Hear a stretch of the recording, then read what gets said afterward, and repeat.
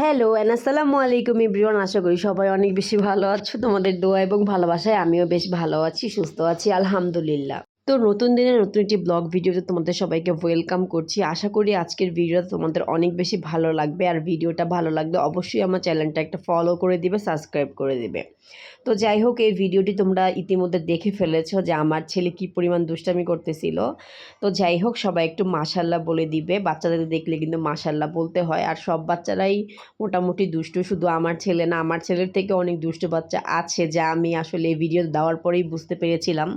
কারণ অনেক আপুরাই আমাকে কমেন্ট করে বলেছিল যে এটা তো কমই, তাদের বাচ্চারা নাকি আরও দুষ্টামি। আজকের ভিডিওটা একটু বড় হতে যাবে, কারণ আমি চাঁদ রাত এবং চাঁদ রাতের আগের দিন কি কি প্রিপারেশন নিয়েছিলাম, মানে ঈদের জন্য কি কি প্রিপারেশন নিয়েছিলাম আর কি কি শপিং করেছিলাম, সেটা নিয়েই থাকবে আজকের ফুল ভিডিওটি।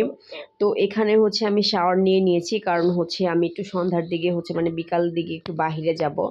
আর মনটা অনেক বেশি ভালো লাগতেছিল, কারণ আর কি ঘরটর পরিষ্কার করে, আসলে বাঙালি একটা রিচুয়াল যে ঈদ আসলেই সব কিছু একদম পরিষ্কার করতে হয়, পরিপাটি করতে হয়। তো যাই হোক, এখানে আমার ছেলে রেডি হয়ে গেছে।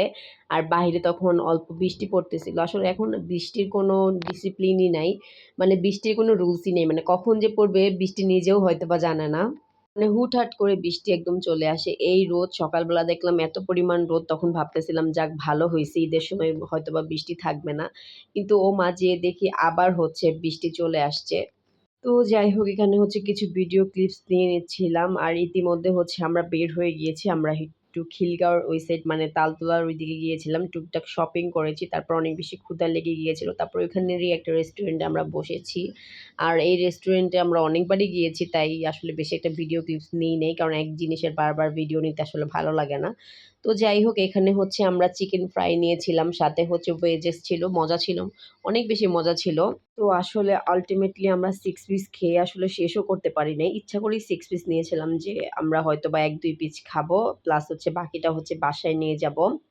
তো আমার মা এই ফ্রাইটা খেতে অনেক বেশি ভালোবাসে। আর হ্যাঁ, আমি বাসায় নিয়ে গিয়েছিলাম। আর আম্মু অনেক বেশি পছন্দ করেছিল।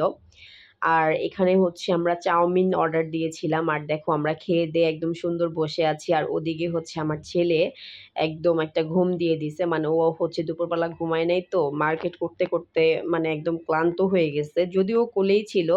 তারপরেই তো দেখো, মনের আনন্দে একদম শান্তি মতো ঘুমাচ্ছে। সবাই একটু আমার ছেলেটার জন্য একটু দোয়া করে দিবে, মাশাআল্লাহ বলে দিবে। তো তারপরে আমরা এখান থেকে আসলে চলে যাব। তারপরে আমরা একটা চাউমিন অর্ডার দিয়েছিলাম। আসলে আমাদের পেটে একদমই জায়গা ছিল না। কারণ 6 পিসের একটা ওয়েজেস নিয়েছিলাম। প্লাস চাউমিন, এত কিছু আসলে খাওয়া যায় না। সেদিন দুপুরে আসলে অনেক দেরি করে ভাত খেয়ে ফেলেছিলাম। ওই যে বলেছিলাম যে ঘরে একটু কাজ ছিল। আর ঘরদোর পরিষ্কার করলে না, সেদিন আসলে অনেক বেশি ক্লান্ত লাগে। কারণ কাজ করার লাগে অনেক বেশি, স্বাভাবিক ক্লান্ত লাগবে, এটাই কিন্তু স্বাভাবিক। তো এখানে আমাদেরকে মিররে দেখা যাচ্ছে আমার হাসব্যান্ড ওই তো বসে, বসে খাচ্ছে আর আমি এখানে ভিডিও ক্লিপস নিচ্ছিলাম। আর এখানের চাউমিনটাও অনেক বেশি ভালো ছিল, বাট আমরা স্পেশাল চাউমিনটা নিয়েছিলাম। ভেবেছিলাম হয়তোবা মজা লাগবে, বাট বেশি একটা ভালো লাগে নাই। আর যে এখানে প্রনটা ইউজ করছে তাই হয়তোবা এটা স্পেশাল, বাট প্রনের মানে যে আর কি একটা বাজে স্মেল আসতেছিল, এটা একদম বাজে লাগছে। হয়তোবা অনেকদিন আগের প্রন ছিল, হয়তোবা ফ্রিজে।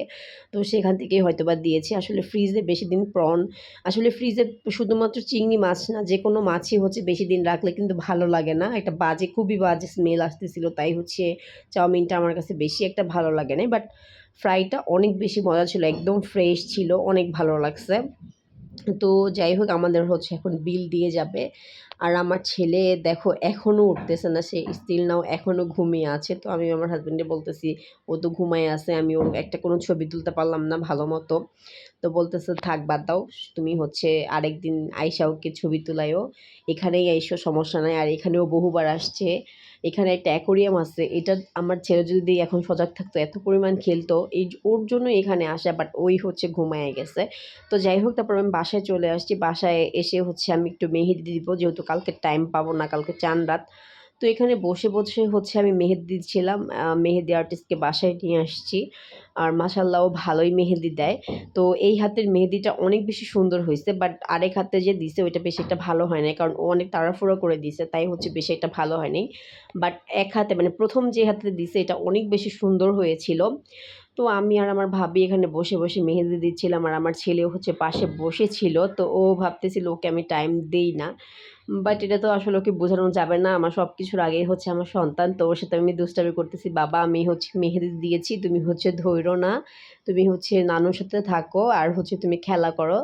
তো যাই হোক তারপর হচ্ছে আমার মেহেদি দেওয়া শেষ। আমি বাসায় চলে আসছি। বাসায় এসে আসলে মায়েদের দায়িত্ব তুমি যতই সেজেগুজে পটের বেবি হয়ে বসে থাকো না কেন, তোমার মানে সন্তানের জন্য তোমার স্যাক্রিফাইসটা সবার আগে। তো এখানে হচ্ছে আমি ওকে খাওয়াবো। তারপরেই তো খাওয়াই দিয়ে আমরা ঘুমিয়ে পড়েছিলাম। এটা সকালের ক্লিপ। সকালবেলা ঘুম থেকে উঠেই হচ্ছে আমি গিয়ে দেখতেছি হচ্ছে বৃষ্টি পড়তেছিল।